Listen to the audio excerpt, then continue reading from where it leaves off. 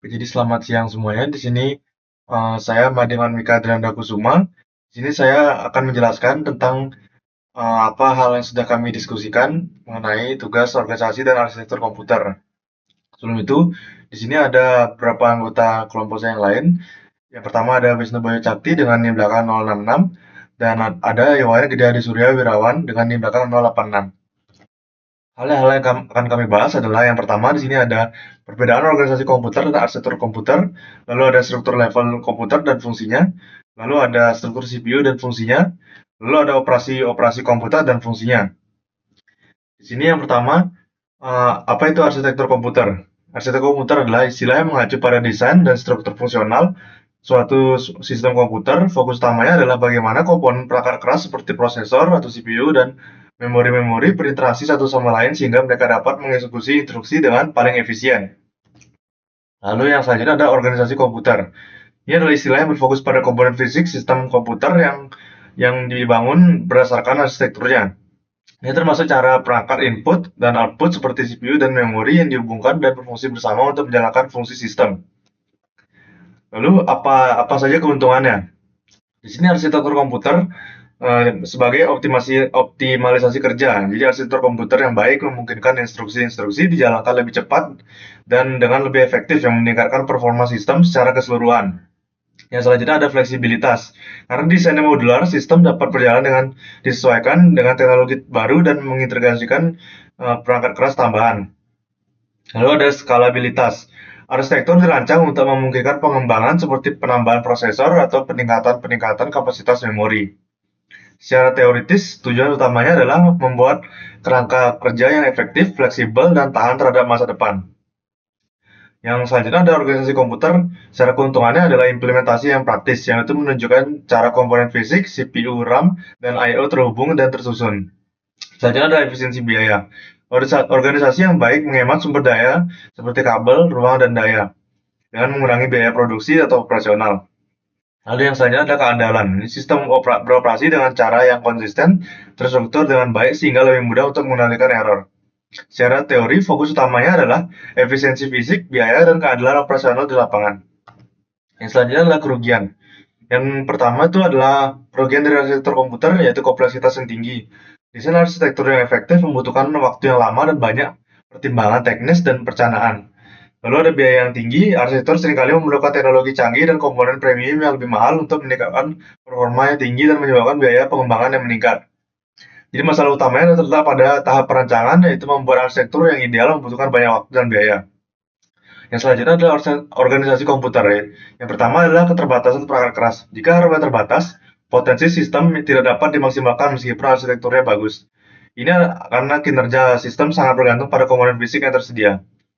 Yang selanjutnya adalah kurang fleksibel. Perubahan sulit dilakukan setelah sistem fisik diinstal. Mengubah desain di atas kertas tidak semudah mengubah fisik, membutuhkan lebih banyak waktu dan uang. Masalah utamanya adalah keterbatasan dan kelemahan implementasi, terutama jika diperlukan penyesuaian atau peningkatan. Yang selanjutnya adalah struktur level komputer. Struktur ini menggambarkan komponen utama dalam sistem komputer yang saling bekerja untuk melakukan pemrosesan data. Yang pertama itu ada CPU. CPU adalah bagian terpenting dari suatu komputer atau Central Processing Unit untuk bertanggung jawab menjalankan instruksi yang diberikan kepadanya. CPU bertanggung jawab atas beberapa tugas utama. Yang pertama adalah menjalankan instruksi yang diberikan kepada komputer, mengendalikan pengaturan komputer, mengendalikan akses ke memori dan perangkat lain yang terhubung ke komputer, melakukan perhitungan matematika yang rumit. Yang selanjutnya ada memori utama atau main memory. Di sini memori utama adalah komponen penting yang berfungsi menyimpan sementara data dan instruksi yang sedang diproses oleh CPU. Saat program dijalankan, data yang dari menyimpan permanen dipindahkan ke RAM agar dapat diakses lebih cepat. Tanpa memori utama, kinerja komputer akan menurun karena CPU harus mengambil data dari media yang lebih lambat. RAM memungkinkan sistem bekerja lebih cepat dan responsif. Yang selanjutnya ada input device. Input device adalah perangkat keras komputer yang berfungsi menerima data atau perintah dari pengguna untuk diproses oleh sistem. Alat ini menjadi sarana utama interaksi antara pengguna dan komputer. Contohnya adalah termasuk keyboard yang untuk mengetik, mouse untuk navigasi, dan scanner untuk mengubah gambar fisik menjadi data digital. Tanpa input device, pengguna tidak dapat memasukkan informasi ke dalam komputer. Selanjutnya ada sistem interconnection. Sistem interconnection adalah jalur komunikasi yang menghubungkan CPU, memori utama, dan perangkat input-output dalam komputer. Sistem ini memungkinkan pertukaran data dan sinyal kontrol antar komponen secara efisiensi. Terdiri dari 3 jenis bus data untuk mengirim data, bus alamat untuk menentukan lokasi data di memori, dan bus control untuk mengontrol proses kerja komponen. Atau selanjutnya akan dijelaskan oleh teman saya.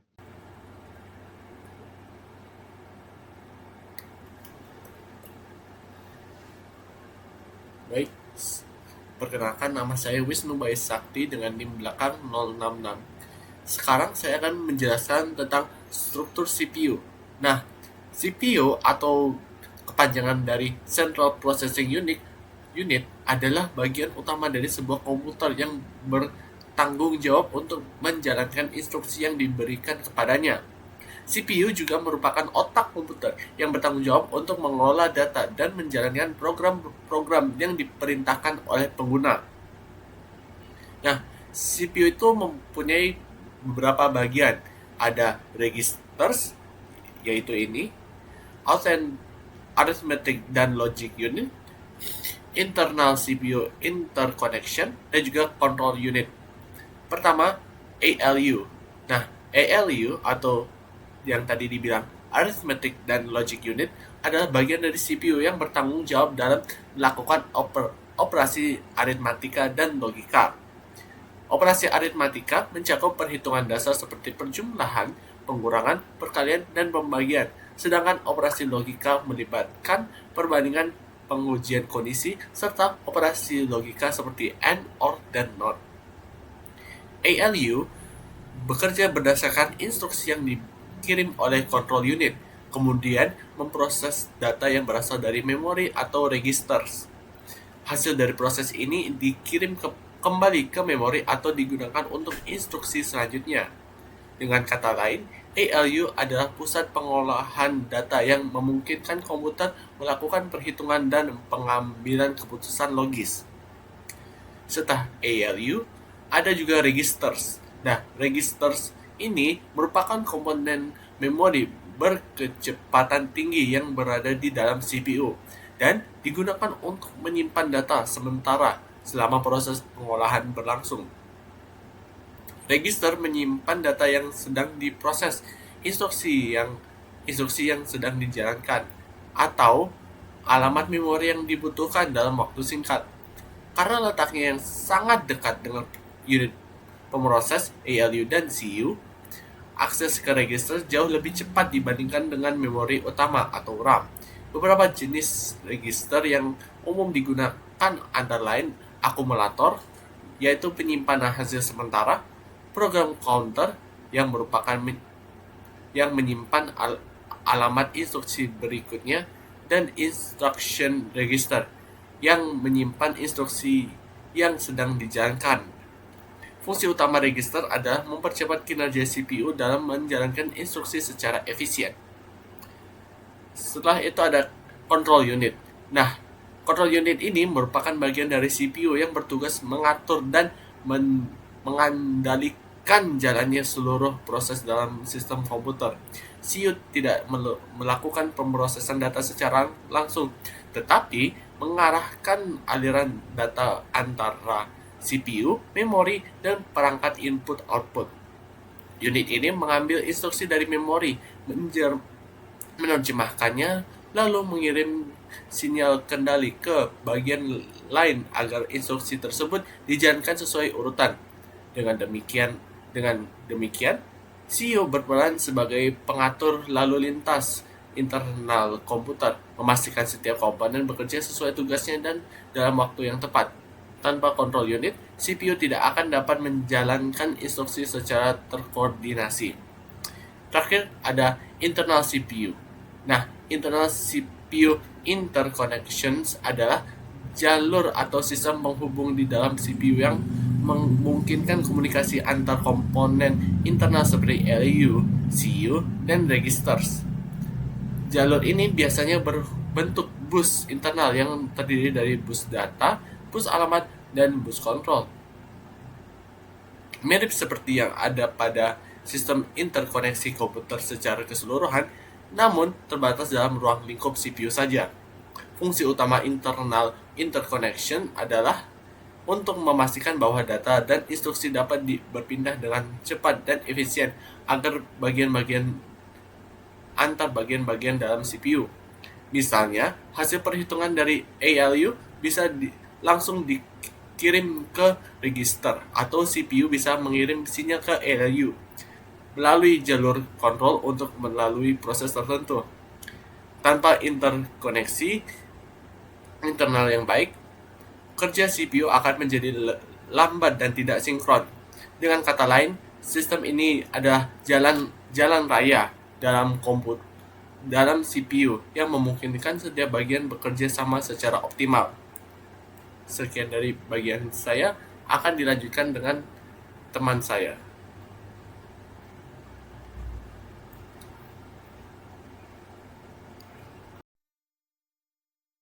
Oke, kenalkan saya Randy Rizwan, biasa dipanggil Yandi, dengan NIM 24085618086. Sini akan ngejelasin tentang operasi-operasi di komputer. So, operasi-operasi di komputer pada dasarnya ya merupakan apa saja operasi-operasi yang dapat kita lakukan menggunakan komputer pada sistemnya. Jadi di sini kita pasang 6 ya, 6 operasi dasar. Jadi ada operasi data, operasi pemindahan data, operasi kontrol, input-output, sistem, dan manajemen memori. Langsung aja kita masuk ke yang pertama, operasi data. Operasi data di sini merupakan operasi yang ada ya bilangnya untuk mengoperasikan data. Jadi operasi aritmetika, logika, dan pergeseran. Kalau operasi aritmatika itu lebih seperti penjumlahan, jadi kayak A plus B dan seterusnya. A plus B, A minus B. Jadi segala operasi yang ya bilangnya melibatkan operasi aritmetika, pertambahan, pengulangan, perkalian. Itu operasi aritmetika itu biasanya dilakukan lalu. Soal operasi logika, jadi seperti biasa operasi logika apapun yang melibatkan aspek logika, jadi or and dan lainnya. Itu operasi pergeseran. Di pergeseran lebih seperti bit switch sih, lebih ke bagaimana komputer itu bekerja sendiri. Kan komputer itu berdasarkan bit ya, yang 1, 0, 1, 0, 1 gitu semisal. Nah, operasi pergeseran ini seperti kita ngambil 1 di sini, kita geserkan ke kiri. Jadi sekarang dia menjadi yang awalnya 1, 0, 0, 1, 0, 1 menjadi 0, 1, 1, 0, 1. Jadi kurang lebih itu aja operasi-operasi yang memang mereka dilakukan di data. Kurang lebih ini semua sih. Apa-apa biasanya kalau operasi di komputer itu merupakan turunan atau kombinasi lah dari ketiga jenis ini.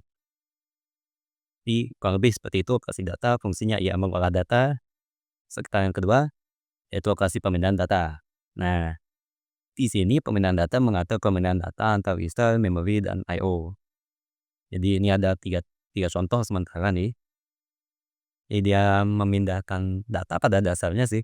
Kita nge-loading data dari mana ke mana, kita menyimpan datanya di mana, habis itu kita transfer data dari mana ke mana. Jadi misal kita punya data di hard drive, ini hard drive, itu kasetnya. Kita menggunakan operasi pemindahan data, jadi kita loading datanya masuk ke memori. Itu semisal. Itu contoh operasi pemindahan data. Itu kalau hasil dari memori kita masukin ke CPU untuk diproses. Hasilnya itu nanti di store di hard drive kembali. Jadi itu contoh closed loop lah untuk sistemnya. Move transfer juga seperti itu, kita mindahin data dari memori gitu ke data habis itu kembali lagi ke memori, itu kayak virtual memory lah jatuhnya dia. Seperti itu penggunaan data. Berikutnya ada operasi control. Operasi control adalah operasi yang mengatur eksekusi program. Di sini ada 2 contoh, instruksi program untuk return. Ya pada dasarnya kalau komputer itu kan ada alur kerjanya biasanya tuh. Antara misal ini code block tertentu atau segmen-segmen program tertentu. Nah, tergantung gimana komputer. Biasanya kok dia jalannya tuh terstruktur dari awal sampai habis, terus ke bawah. Cuman bisa aja kok kita menggunakan operasi control, kita minta semisal di sini, ini diminta ada melibatkan I/O, di input output, dan kita sistemnya nggak mau ngatur I/O dulu di awal-awal, kita bisa minta sistemnya menggunakan operasi control, jadi instruksi loncat, yang seharusnya terus ke sini, 1, 2, 3, 4, kita langsung ke sini, kita langsung loncat ke sini, habis itu lanjut. Nah, itu kok contoh operasi control, mengatur alur eksekusi dari program. Selanjutnya ada operasi sistem, ini lebih bilangnya kok tadi itu kan memang ya dasar-dasarnya, sekarang ke apa yang lebih low level. Jadi operasi sistem, apa yang memang ada di sistemnya. Jadi di sini ada interrupt instruction, hold instruction, dan no operation. Ini lebih mengacu ke apa yang sedang dilakukan sistemnya atau operating systemnya lah pada dasarnya. Bagaimana standar prosedurnya. Jadi kalau misal kita lagi menjalankan sebuah instruksi, dianggap aja ini timeline-nya, ini ke depan itu waktunya. Program sudah berjalan dari sini, kita menjalankan interrupt, nah, stop dari sana. Atau nanti kita bisa masukkan apalah segmen operasi baru atau seperti apa, jalan lagi, kita bisa halt operasinya jadi stop, dan seterusnya habis itu no operation untuk menghapus. Untuk menjalankan tidak ada operasi sama sekali. Jadi kurang lebih operasi sistem ini ya mengatur bagaimana operasinya berbeda dengan yang sebelumnya, yaitu operasi control, ini mengatur alurnya, ini lebih ke sistem. Jadi ya secara teknis mirip kalau sama mungkin, cuman kalau di operasi sistem kita lebih ke mengendalikan kernel. Jadi gimana kerja CPU-nya secara langsung kok. Yang sebelumnya lebih mendekat teoritis justru, ini lebih praktikal. Next ada operasi manajemen memory. Yang terakhir sih ya. Ya yang terakhir. Jadi manajemen memory ini sama seperti sebelumnya. Ini lebih merujuk ke kondisi fisik dari sistem. Jadi interaksi khusus pengelolaan memori virtual maupun fisik. Atau kan di organisasi komputer tuh ada memori long term, di memori jangka panjang, ada memori jangka pendek, di RAM. Kok saya tulis? Di RAM, di memori, ada CPU,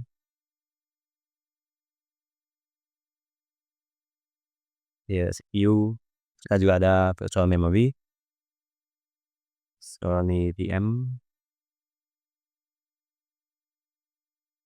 So operasi manajemen memori ya instruksi khusus untuk mengatur penggunaan virtual isi atau memori. Soalnya kan kalau ya kalau kita menjalankan suatu program, kita secara teknis pengen datanya cepat. Soalnya kalau dari hard drive langsung ke CPU, itu dia lama banget. Sedangkan CPU bisa kerjanya cepat, jadi throughput-nya nggak nyampe. Jadi kita butuh data langsung dari RAM atau dari memori yang langsung ditempel ke CPU. Nah, untuk bantu itu karena kita tentu ukuran program yang dijalankan pasti lebih besar daripada ukuran RAM-nya, kita butuh virtual memory. Nah, di sini virtual memory ini bilangnya tuh memori virtual. Jadi dia memasang peta untuk di mana memori-memori atau data-data yang diperlukan untuk CPU. Misal Kita memorinya gede, setengah dari data atau proses yang disimpannya ini ada di RAM, habis itu setengahnya lagi dia mapping ke CPU. Jadi kalau semisal dia ingin menjalankan suatu program yang membutuhkan bagian yang ada di CPU, dia menarik dari sini, manggil datanya, masukin ke RAM, habis itu data yang kosong di sini dimasukin ke penyimpanan. Jadi bolak-balik lah dalam manajemen memori.